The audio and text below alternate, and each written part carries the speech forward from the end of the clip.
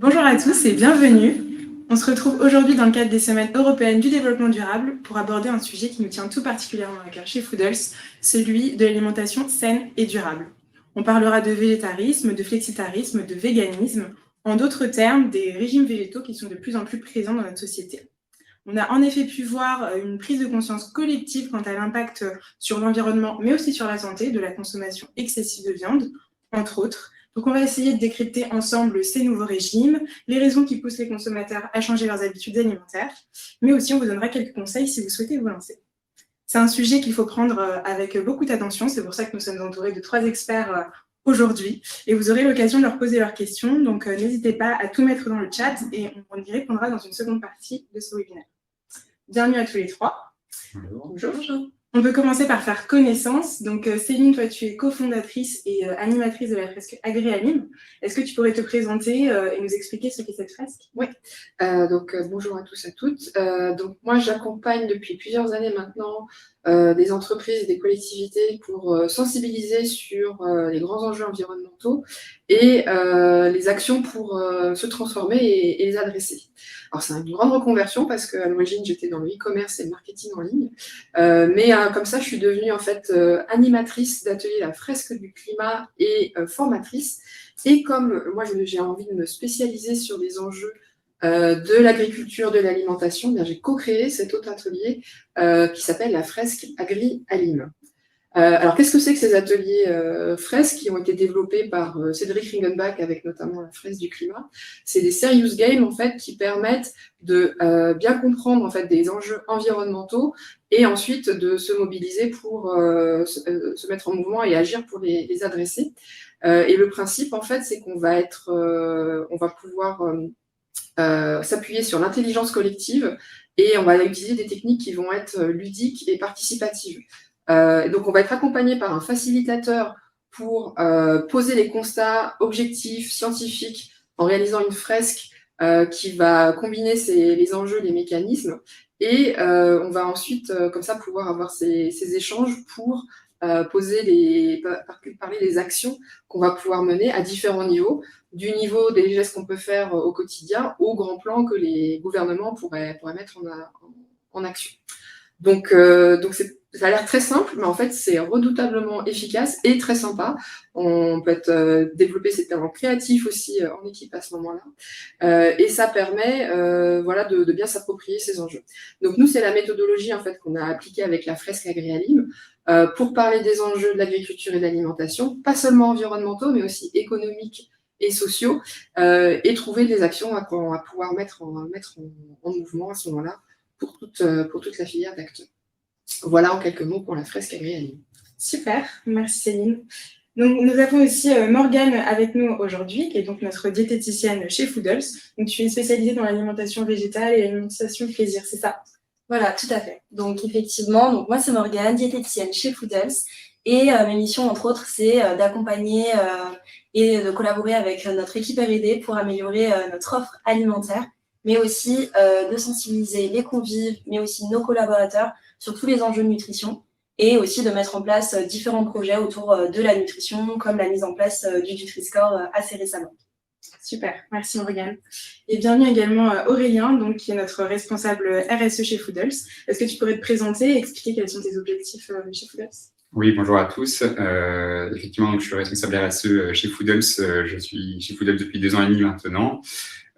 Aujourd'hui, mes missions sont de piloter et d'accompagner les équipes dans la stratégie RSE souhaitée par notre entreprise, une stratégie et des orientations qu'on veut concrètes, qu'on veut fortes et appliquées par tous, comprises aussi par tous, tout un cheminement de communication qui se traduisent par des premiers résultats suite à notre 2e bilan carbone, puisqu'effectivement, on a des actions RSE depuis notre démarrage, donc notre création en 2014, qui se sont accélérées sur les 2 dernières années.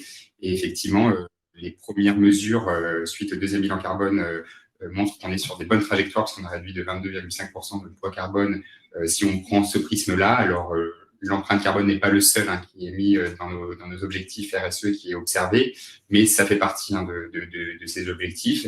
Et aujourd'hui, la stratégie RSE, elle repose sur 2 enjeux à venir pour Foodle. D'une part, c'est de continuer à diminuer cette empreinte environnementale avec un objectif de 10% l'année prochaine. Et un point très important, c'est d'avoir toute cette étape de communication auprès de nos convives, de les faire adhérer au projet, de leur faire comprendre comment eux aussi, en mangeant, ils peuvent avoir un impact positif au niveau à la fois environnemental et sociétal. Et c'est vraiment l'enjeu de nos équipes chez Foodles de les accompagner. Super, merci beaucoup Aurélien pour ces précisions. Alors sans plus attendre, on peut rentrer dans le vif du sujet. Donc, beaucoup d'entre nous se posent la question, on a parfois du mal à les différencier. Qu'est-ce que le végétarisme, le flexitarisme ou encore le véganisme aujourd'hui, Morgane? Je te regarde, est-ce que tu peux peut-être nous aider à y voir plus clair Oui, bien sûr, c'est vrai qu'il y a plusieurs termes pour désigner ces différents types d'alimentation. On a tout d'abord le végétarisme, où on va exclure de la consommation tout produit d'origine animale, comme la viande, le poisson, les crustacés, et peut être plus ou moins exclu selon le régime, donc les œufs. Ensuite, on a le végétalisme, où là, on est sur une exclusion totale de toute protéine animale, donc pareil, la viande, poisson, crustacés, fruits de mer, les œufs, les produits laitiers, mais aussi le miel. Ensuite, on a un peu dans la même idée, en fait, c'est le véganisme, qui est plus une philosophie, c'est-à-dire qu'on va associer l'alimentation végétalienne, avec l'exclusion, donc comme on a dit, de tous les produits d'origine animale, mais aussi un mode de vie. C'est-à-dire, par exemple, un vegan ne va pas porter de cuir, de laine, va faire attention, par exemple, dans la composition de ses cosmétiques. Voilà, tout en respect avec ses croyances. Et ensuite, on a le flexitarisme aussi qu'on entend parler. En fait, là, on exclut, il n'y a rien qui exclut, en fait. Tout est une question, en fait, de réduction de sa part protéine animale en augmentant, du coup, sa part de protéines végétales. En fait, le but, c'est vraiment de tendre vers une alimentation plus durable et plus responsable. Super, merci pour ces explications très claires. Et quels sont les avantages sur le plan nutritionnel de passer sur ces régimes-là, sur ces modes de vie? Est-ce qu'il y a vraiment des motivations liées à la santé pour aller vers une alimentation végétale?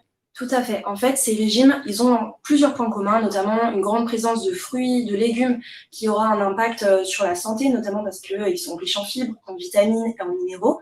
Également, on va avoir plus aussi de céréales peut-être complètes, des fruits à coque, des oléagineux, des légumes secs qui ont aussi un profil nutritionnel très intéressant pour la santé. Après également, on retrouve du coup moins de graisse animale, moins de graisse liée aux produits d'origine animaux. Et toutefois, attention du coup à veiller à son apport en protéines, en vitamine B12 et également en fer, qui peuvent être peut-être des carences qu'on peut retrouver dans ce type de régime. Donc bien se faire suivre par un spécialiste et pour être sûr de n'avoir aucune carence. Ok, super. Et du coup, si je comprends bien, donc ces régimes sont globalement bénéfiques pour la santé, à condition de bien faire attention à sa compensation d'apport en protéines et de se faire suivre si possible. C'est bien ça. Mais du coup, est-ce qu'il y a quand même des cas d'exception, des types de profils qui ne se prêtent pas forcément à ces régimes, ou alors qu'il va falloir suivre avec beaucoup plus d'attention? Oui, bien sûr. En fait, pour tout ce qui est donc les régimes végétariens, donc là où on peut consommer quand même peut-être des poissons, des œufs, mais aussi des produits laitiers et d'autres produits d'origine animale dérivés comme cité. Là, en fait, on va éviter de prescrire ce régime, cette alimentation à des nourrissons, dû au fait de la croissance qui est importante et le risque de carence qui est également très important. Pour le régime végétalien, donc là où aucun produit d'origine animale n'est toléré, on va exclure cette alimentation pour les nourrissons également, les enfants de moins de 3 ans, les enfants et les adolescents. Pareil, pour lier avec, donc c'est un âge où on a besoin de beaucoup d'apports et la croissance est très importante. Et pour éviter tout risque lié aux carences, on va déconseiller ce type d'alimentation. Sinon, le régime flexitarien, donc là, pas de souci. En fait, tout le monde peut suivre un régime de ce type parce qu'on n'exclut aucun produit d'origine animale, même si on diminue. Et là, même, ça suit plutôt les recommandations nationales, justement, de diminuer cette consommation de viande rouge. Ok, super. Merci Morgane pour ces réponses très claires. sur le plan nutritionnel. Et du coup, on peut peut-être aborder la question du point de vue environnemental à présent. Donc, Aurélien, est-ce que tu peux nous aider à mieux comprendre quelles sont les raisons concrètes qui peuvent pousser les citoyens à tendre vers une alimentation plus végétale? Oui, effectivement. Alors aujourd'hui, tout le monde s'accorde sur la nécessité effectivement de réduire sa consommation de viande parce que toutes les études et les grandes instances internationales reconnaissent effectivement et arrivent à mesurer l'impact, notamment au niveau du carbone, d'un repas carné versus un repas végétarien. C'est vrai qu'on a un ratio entre 2 et 10 fois plus important sur l'empreinte carbone d'un repas produit à base de viande.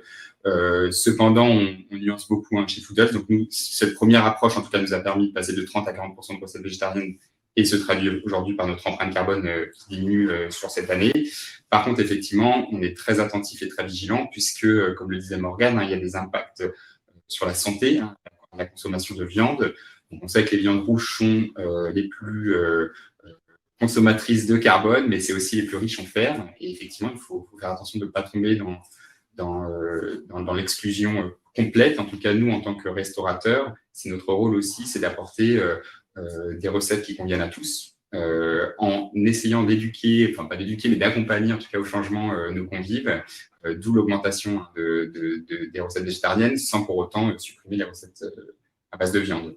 Donc c'est vraiment un point important au niveau environnemental. C'est un gros levier pour le secteur de la restauration, et peut-être, je pense, Céline, tu pourras en parler un peu mieux, mais sur la partie aussi agroalimentaire, au sens large, cette diminution de consommation de viande. Mais la pause déjeuner doit rester un moment de plaisir, et tout le monde doit pouvoir y trouver son compte dans l'offre alimentaire, en tout cas que nous, on propose au niveau de Foodles. Oui, d'accord. Donc, on comprend quand même que la problématique du végétal, elle arrive aussi petit à petit dans les entreprises. Et toi, Céline, qui travaille justement avec ces entreprises, est-ce que tu connais les enjeux qui les poussent à te contacter et à demander justement ce type d'atelier? Alors en fait, je vois deux types de cas, parce que je vous expliquais des fois la fresque du climat, la fresque Galine, donc c'est parce qu'on est dans des démarches un peu différentes.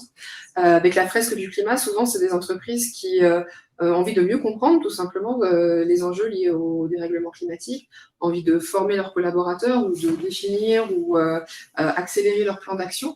Et donc, elles n'ont pas forcément déjà identifié le rôle de l'alimentation dans l'empreinte. Et pendant l'atelier, ça va être une réalisation souvent que, et oui, l'alimentation, c'est à peu près 25% de l'empreinte carbone des Français, dont la consommation de produits d'élevage qui est à peu près la moitié de cette empreinte. Donc, suivant quel type d'entreprise on est, ou si on est une collectivité, ça n'a pas forcément le même poids, mais c'est souvent une réalisation.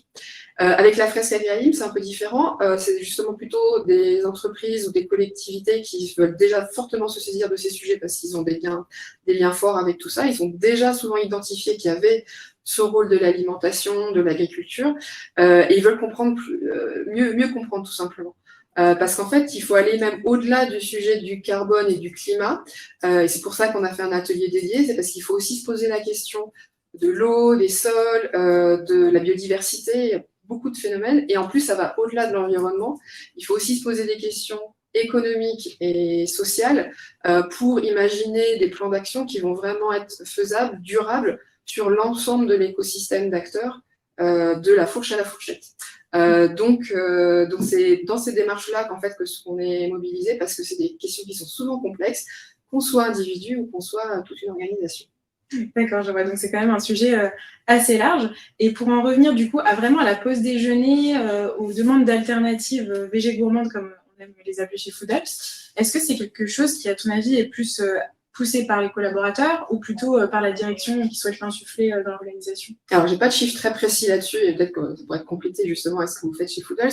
Moi, ce que je vois dans les démarches, les impressions que je ressens, c'est quand même, j'ai l'impression, surtout les collaborateurs des démarches individuelles qui sont à l'initiative. Alors, on sait par exemple que la consommation de viande rouge, elle est en diminution lente en France depuis le début des années 2000.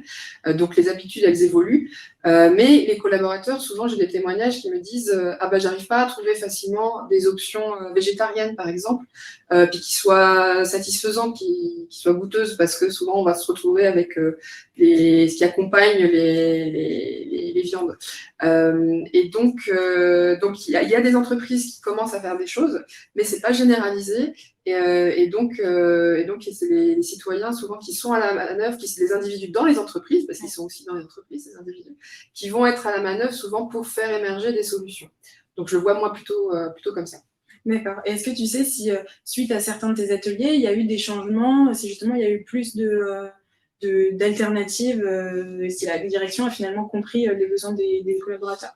Donc oui, que ce soit la fresque du climat ou la fresque agrialine, de toute façon, il y a effectivement des choses qui sont mises en action. Donc pareil, j'ai pas des statistiques précises, c'est de l'expérience personnelle. Donc souvent parce qu'on réalise qu'il y a cet enjeu-là, on va être poussé à agir plus fortement. Et en plus, moi, ce que je cherche à cultiver en tant qu'animatrice de ces ateliers, c'est pas juste il va falloir essayer de réduire, mais plutôt être très concret, avoir des clés pour passer à l'action. Donc faire émerger du groupe, c'est tout l'intérêt des ateliers en collectif, des retours d'expérience, parce qu'il y a des gens qui ont fait des choses, il y a des gens qui ont des bonnes astuces, des adresses, pour finalement montrer que passer à une alimentation plus végétale, sans dire qu'il faut forcément être végétarien absolument, ça peut être source de bien-être et de plaisir. Donc ça va être par exemple des équipes qui vont dire tiens, et si on faisait un lundi végétarien, ou bien tiens, on va partager les recettes, les bonnes adresses. Ou bien le défi, ce qui est souvent le plus compliqué dans des structures peut-être plus importantes, c'est essayer de faire advenir des options végétariennes dans les CEF d'entreprise. Parce que là, ça demande de changer pas mal de choses peut-être pour un grand nombre de personnes. Donc ça arrive, c'est des choses qui sont impulsées à l'issue des ateliers ou qui étaient déjà en émergence et qui vont pouvoir se concrétiser plus facilement. Ok, super. Donc oui, on passe progressivement en fait d'une démarche qui était de base très individuelle et maintenant de plus en plus collective. Donc ça, on peut le voir au niveau des entreprises, mais je pense du coup au PNNS, du coup qui est un programme national nutrition santé, du coup qui est encore plus large du coup au niveau national. Est-ce que Morgane, tu pourrais nous donner plus de détails sur ce programme et expliquer Oui, bien sûr.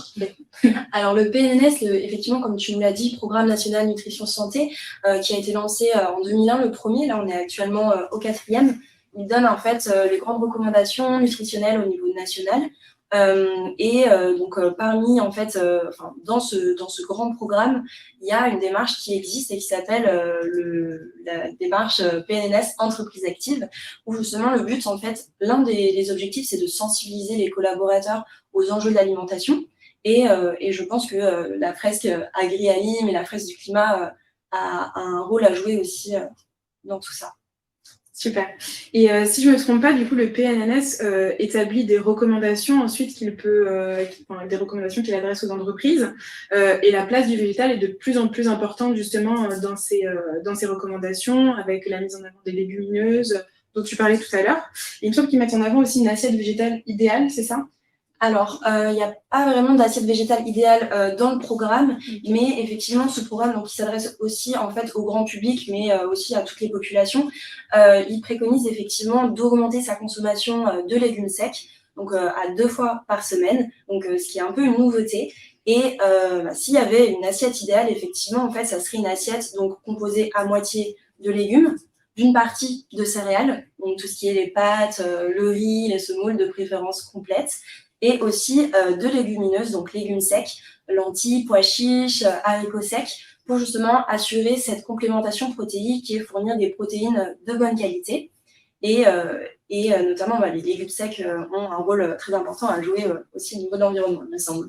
En effet, parce que ce qui est assez chouette avec les légumineuses, c'est que donc, ça aide à se passer des protéines animales et qu'en plus, quand on les produit, quand on les cultive, ça va aider à capter de l'azote et en gros à utiliser moins d'engrais qui ont aussi des impacts environnementaux.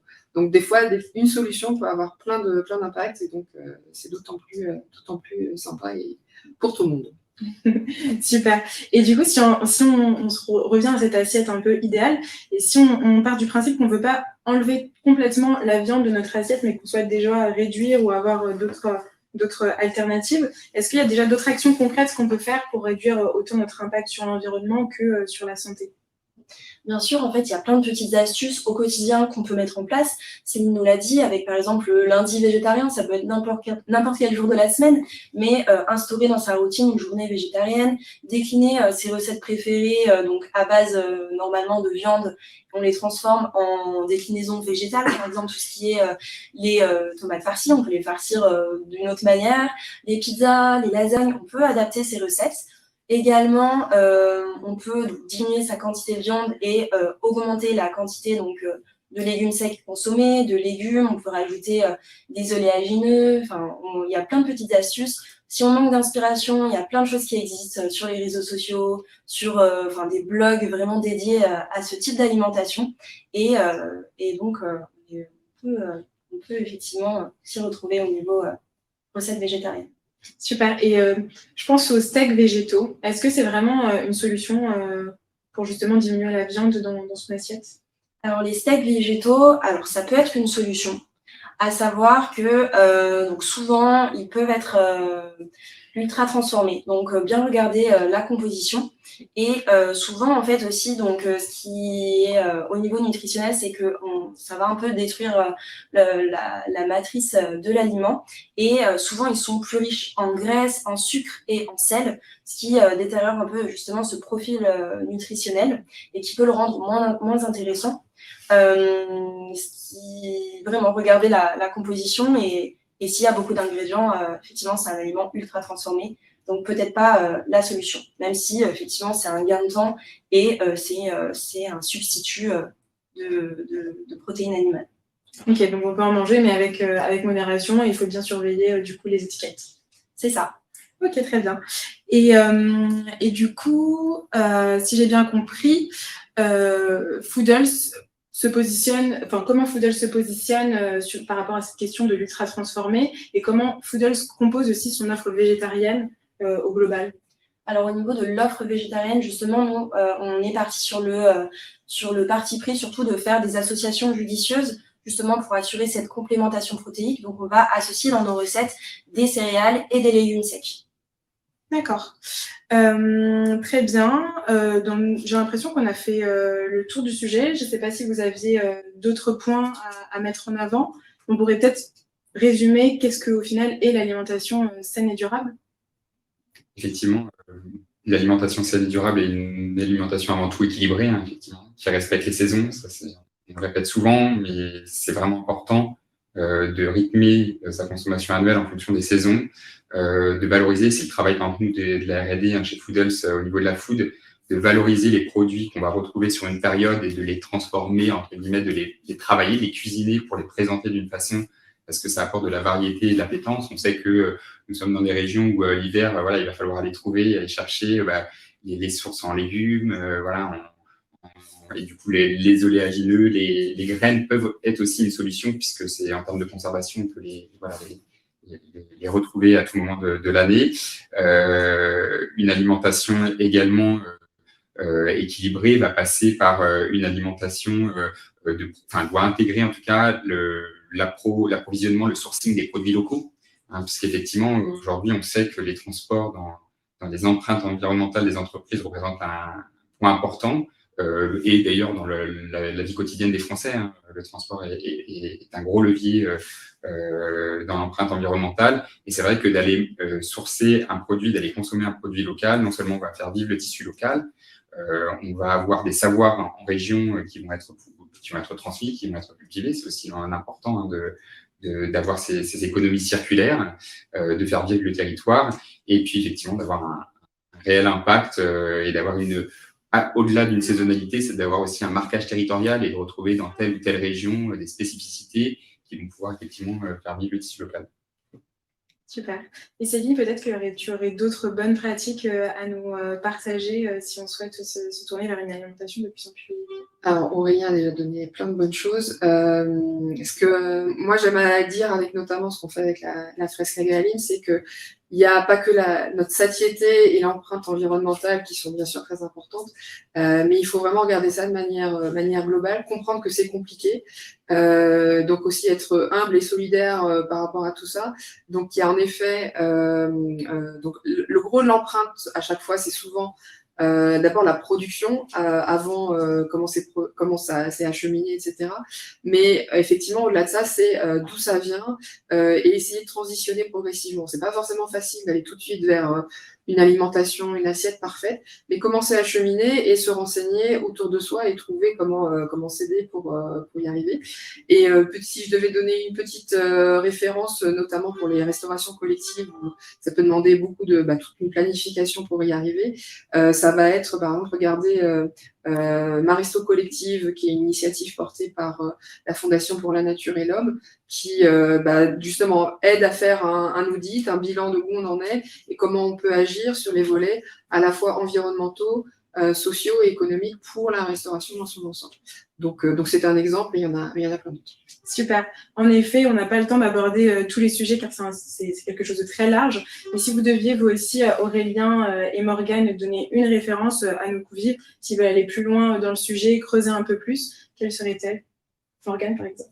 Eh bien, alors, on peut retrouver pas mal d'articles qui existent. En fait, on peut se faire parmi toutes les références et tous les sites qui peuvent exister. Moi, la recommandation de lecture la plus fiable que je peux vous conseiller, c'est sur le site mangerbouger.fr. Donc, c'est le site national, justement, qui appartient au PNNS dont on a parlé. Et dessus, on va retrouver une multitude d'articles, de recettes, donc sur ces mêmes thématiques, le végétarisme, le flexitarisme. Donc, on peut aussi retrouver les différentes recommandations. Et avant tout, le conseil numéro 1, c'est surtout si vous vous lancez dans ce type de régime, n'hésitez pas à vous faire suivre par un spécialiste, donc diététicien, médecin, votre médecin traitant, pour vraiment vous accompagner dans la démarche. Super, merci Morgane. Et toi, Aurélien? Écoutez, c'est vrai qu'on a parlé un petit peu tout à l'heure. Aussi, il faut garder cette notion de plaisir, de se restaurer. Aujourd'hui, on voit qu'au niveau de la société, on a beaucoup d'évolutions dans les consommations, dans les attentes des convives. C'est vraiment un point important. Et nous, restaurateurs, c'est le secteur de la restauration a un gros rôle à jouer pour comment nourrir mieux en gardant cet effet de satisfaction. Donc, à travers des cartes alimentaires qui vont être effectivement travaillées, variées, mais raisonnées. Comme on parlait tout à l'heure de la saison et des bassins de production. Et c'est vrai que du coup, le passage, en tout cas, tendre vers plus de végétariens, en tout cas plus de flexitarisme, c'est un vrai levier, c'est une prise de conscience générale, je pense, aujourd'hui dans la population. On a, au niveau national, la chance d'avoir effectivement des instances de la documentation, on a du des recours à l'information, on va pouvoir des ateliers, comme Céline met en place. Voilà, on a différents leviers, différentes façons d'atteindre de toucher l'information et les publics. Et nous, en tout cas, au niveau de Foodles et au niveau de la RSE, c'est effectivement d'avoir ce gros travail d'accompagnement des convives, d'être à l'écoute et de répondre aux attentes en expliquant, des fois en expliquant des choses, des croyances, parce que si on a le droit d'avoir des croyances et de se faire accompagner d'experts dans leur secteur, c'est aussi ça important dans son approche de l'alimentation. Je pense que ça passe par là, c'est des leviers très importants. Super, merci beaucoup. Eh bien, je pense qu'on peut passer aux questions-réponses. Alors, on va regarder du coup dans le chat si nous avons reçu quelques questions. Alors, il n'y en a pas beaucoup, enfin même pas du tout. Donc, je pense que vous avez été très clair. Merci beaucoup. N'hésitez pas s'il y a eu d'autres questions, d'autres suggestions, à nous les envoyer directement sur notre adresse de contact, donc hello@foodles.co ou directement via nos réseaux sociaux. Et puis, on se fera un plaisir d'y répondre. Merci beaucoup. Au final, une question arrive. Non, c'est un peu. D'accord. Super. Merci beaucoup en tout cas et très bel après-midi. Au revoir. Merci à vous. Au revoir. Au revoir.